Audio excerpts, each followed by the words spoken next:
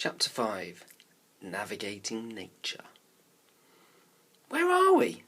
Where's camp? Omar asks.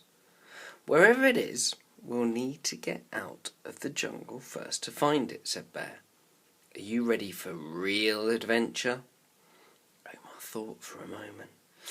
Maybe when they got back they'd be famous and get awarded a special prize. They might even make it into the Guinness World Records. Sure, I'm in, Omar said. The authors used a clever little link there to the beginning of the story. Wonder if you can spot it. Omar tugged at his t-shirt, which was stuck to his skin with sweat, and he rubbed his hurt hand. It didn't sting anymore, but it throbbed a lot. How long will it take to get back?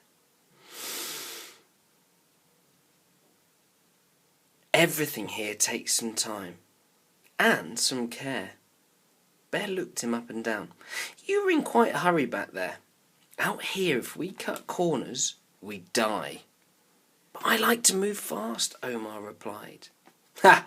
Bear laughed. So do I. But if you want to move fast, then first you have to learn how to move safely. Anyway, we'll get to that. First up, tell me your name. Omar. Well, Omar, we'll set off soon, but not like that.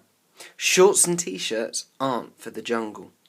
Everything scratches and scrapes, so you want as little exposed skin as possible.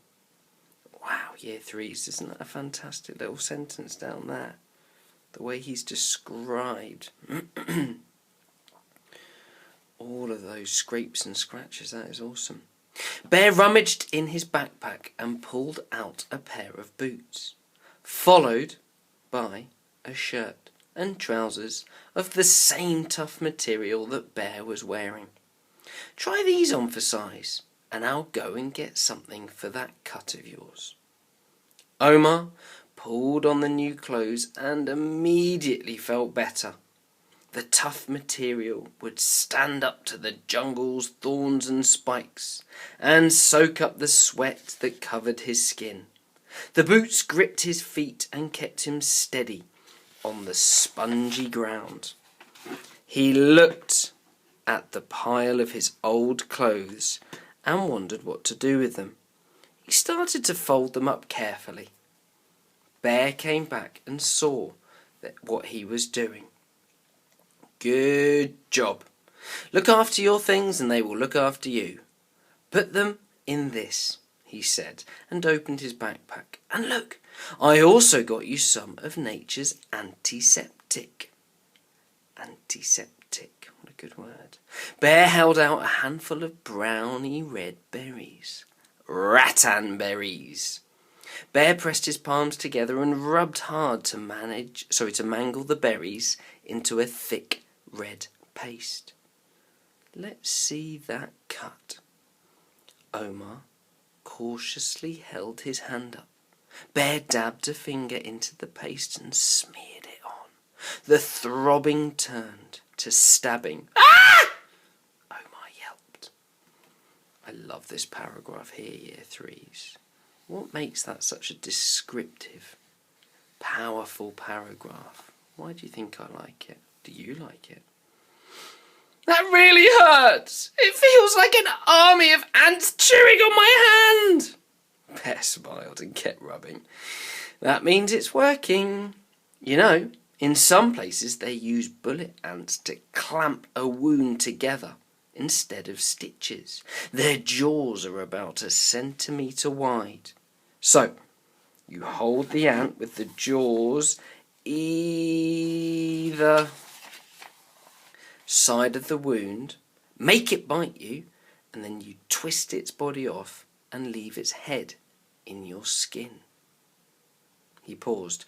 Consider yourself lucky that we've got a bandage.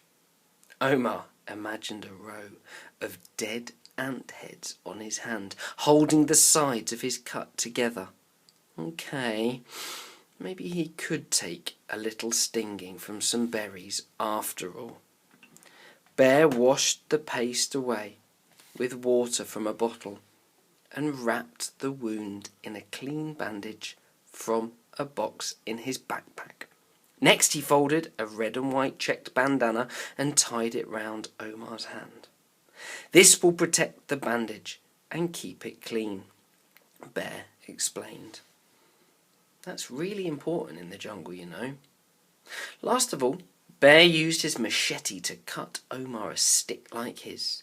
He lopped off a long, thin branch from a tree and sliced off the leaves. Then they took a couple of mouthfuls of water from Bear's water bottle and set off. It was like before, when Bear had got Omar out of the bushes. He didn't walk in a straight line. He ducked and dodged, swerved and sidled, and everywhere he went, his stick went first. Omar did his best to copy him, without his stick getting stuck in the thick tangle of branches, and pulled out of his hands. "This is impossible," Omar said out loud. Bear answered without looking round. "Patience and perseverance are key in the jungle. Don't rush and never give up. And learn from how the animals move." Bear said, "Imagine you're back at home on a busy Saturday. You're trying to walk down the street, and so is everyone else. Do you walk in a straight line?" Omar thought. He knew exactly what the weekend shopping crowd was like when it was busy. Everyone was bigger than him, so all he could do was shuffle along and look for the gaps. "No, I guess I have to move about a bit to get between people. And sometimes you have to get over to one side of the pavement to keep going, right?" Bear said. "Maybe someone suddenly stops to talk on their phone. So you have to step around them." Sure. Omar had never really thought about it before, but it was exactly what he did.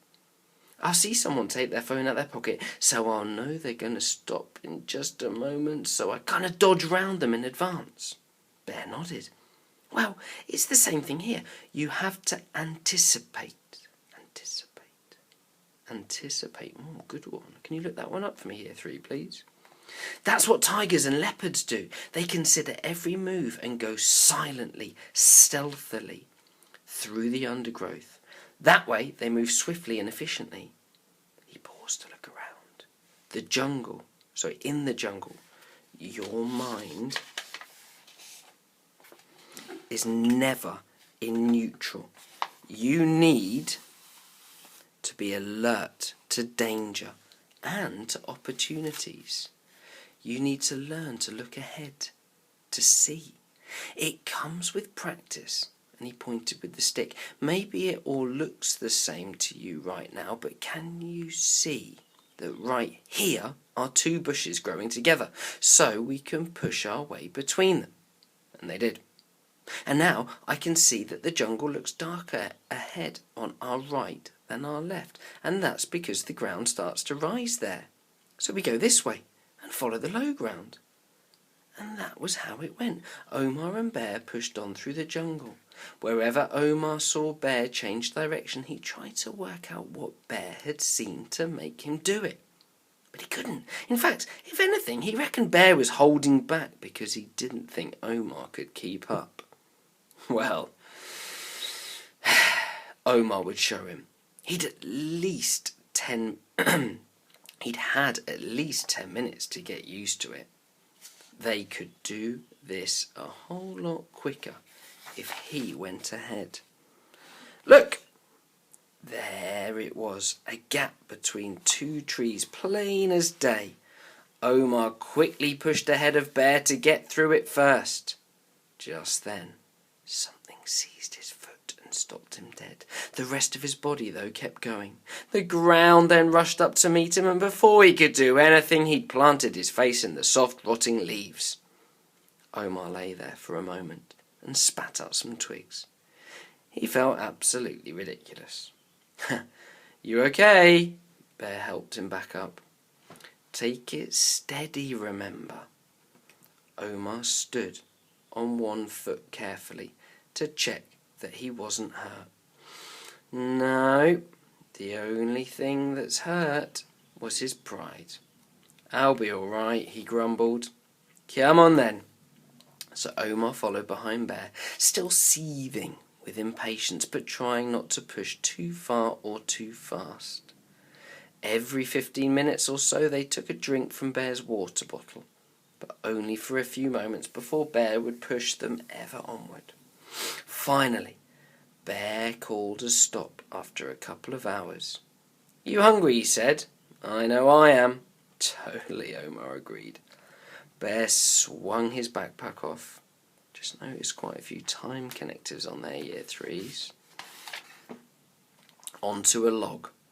The log looked rotten and large chunks of it had fallen off. Omar expected Bear to open up a backpack and get some food out. But instead, Bear jammed the tip of his blade into the bark of the log, a piece as long as Omar's forearm came away. Here's lunch, said Bear with a wry smile. Omar craned his neck forward with horror and stared at a mass of enormous, wriggling grubs.